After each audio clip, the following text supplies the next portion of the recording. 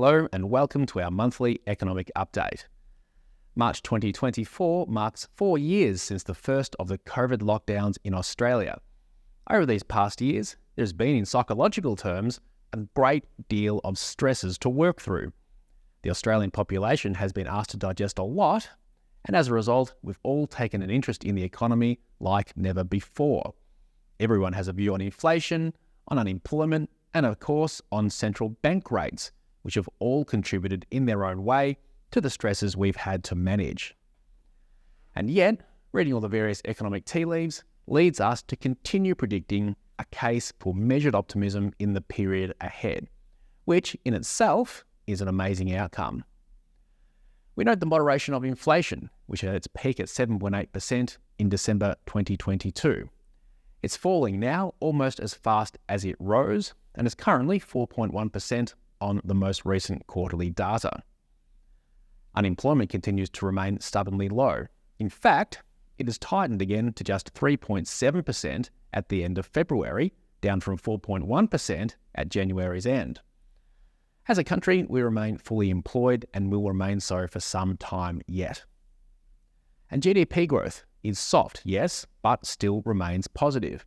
As we've been saying for some time now, low growth is certainly better than no growth, and negative growth, which is being seen across some developed economies. But I mentioned stress a moment ago, so let's circle back on that.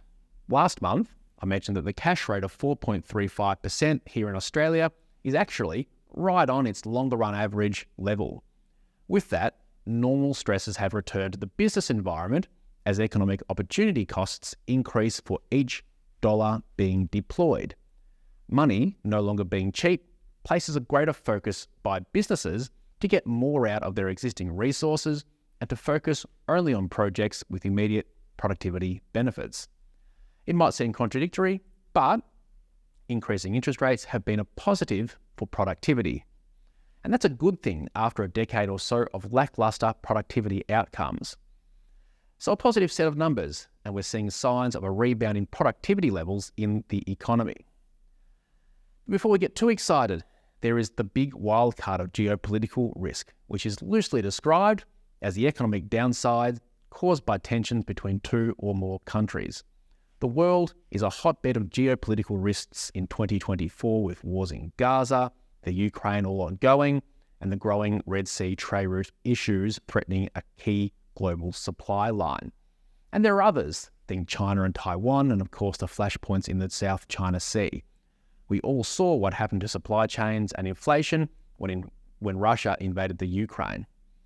So we know how meaningful the risks here can be. And as we sit here in March 2024, there's a lot to like, but there's always the unknown, and volatility remains perpetual. So think about your portfolios. Diversify. Select products which are transparent and easy to understand, and select managers with proven skill across many business cycles. Thank you for watching.